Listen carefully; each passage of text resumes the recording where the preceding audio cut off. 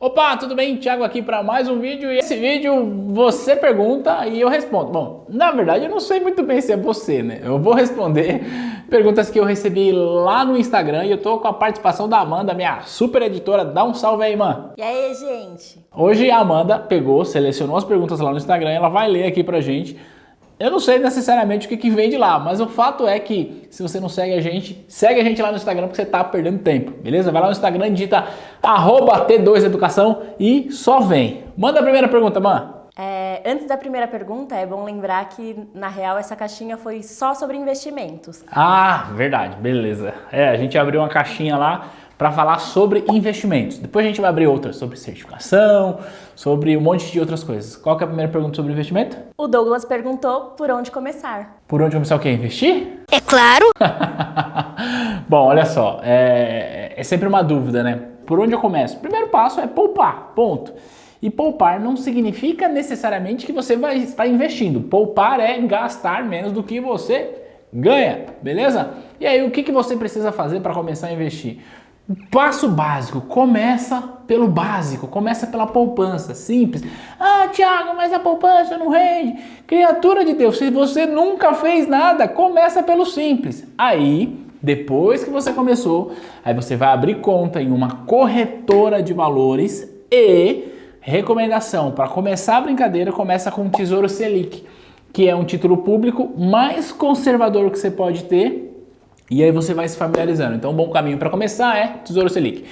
Próxima. O Felipe perguntou: um investimento de baixo risco e com liquidez imediata. Bom, vou na mesma resposta, né? Investimento de baixo risco e liquidez imediata é Tesouro Selic, mas ainda assim depende do que você pensa sobre liquidez. Porque se a sua liquidez for muito curta, 3, 4, 5 meses, cara, vai de caderneta de poupança. Ah, Thiago, mas não rende, mas criatura, você não quer rendimento, você quer liquidez, tá? E aí, se você quer liquidez, mas quer um prazo maior, aí dá para ir de Tesouro Selic, porque o imposto de renda vai caindo. Porque se você fica menos do que 6 meses, a diferença que você vai pagar de imposto de renda vai comprometer a tua remuneração. Então, vamos lá, baixo risco, liquidez. Nesta ordem, caderneta de poupança, Tesouro Selic, fundo referenciado com taxa de administração zerada. Um desses, beleza? Próxima pergunta. O Renan perguntou: quando o real começa a se desvalorizar muito perante ao dólar, o Bacenter vem como? Tipo agora, né? Que o real agora pareceu uma coisa de louco. O dólar não para de subir. Aliás, tem vídeo no nosso canal falando sobre isso.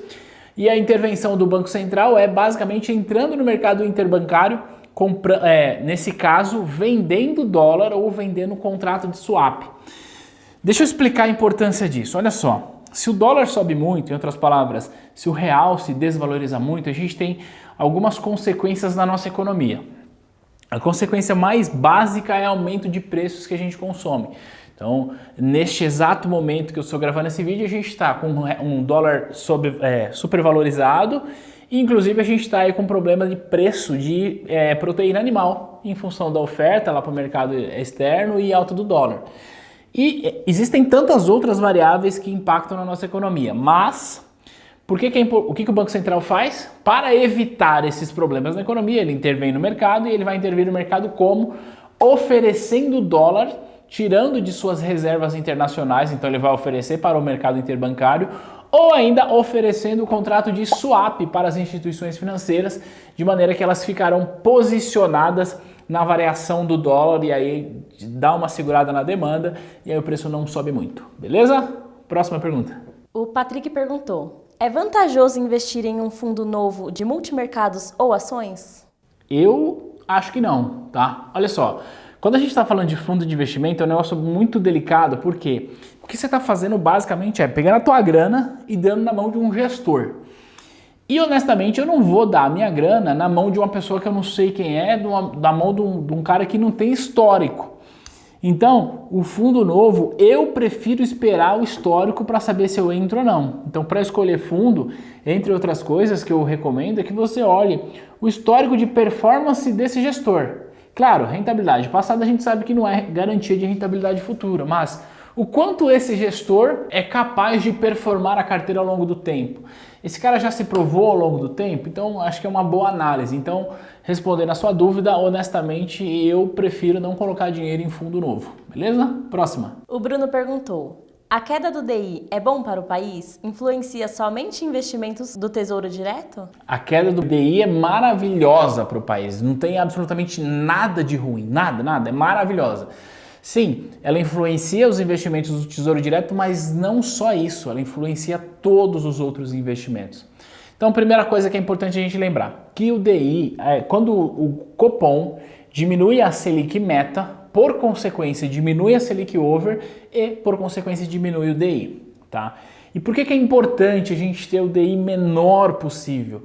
Porque a gente pode dizer que o custo da grana está mais barato. E aqui eu não estou falando necessariamente para quando a gente está tomando empréstimo lá no banco. Mas pensa numa empresa. Imagina a seguinte situação, uma empresa ou você que tem caixa, tem lá, sei lá, 100 milhões de reais, ou existe um projeto que custa 100 milhões de reais e esse projeto vai gerar X mil empregos, não sei quantos imposto e etc. Olha só, você vai olhar e vai falar, peraí, eu posso captar essa grana no mercado, a que taxa? Vou emitir uma debênture aí e captar 100, 120% do DI. Ou seja, o dinheiro fica mais barato e com isso viabiliza os investimentos. Então, sempre que a gente fala taxa de juros baixa, é bom para a economia porque o custo de captação fica mais barato, portanto, viabiliza investimentos produtivos e aí vai gerar emprego, vai gerar renda, vai gerar arrecadação e, pelo menos em tese, tende a melhorar a qualidade de vida das pessoas. E aí, sim, investimentos indexados ao DI vão, de fato, render menos.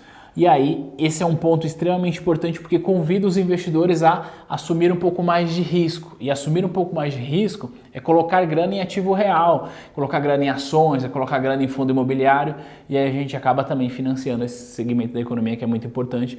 Por isso, a queda do DI é muito boa. Beleza? Manda a próxima aí, irmã. O Lucas perguntou: se eu investir em ações, pode acontecer de eu perder toda a minha grana? Pode, lógico que pode. Olha só, pergunte para quem investiu em ações da Eike Batista, das empresas do Eike Batista, o que eles dirão para você. Então, olha só, pense o seguinte, investir em ações, esquece a palavrinha ação, esquece.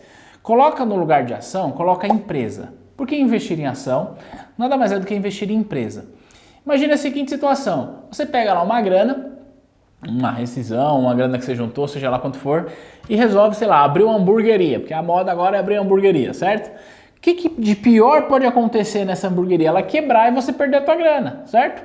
Então a lógica é a mesma, quando você coloca dinheiro em ação, você pode perder 100% daquilo que você colocou, ponto.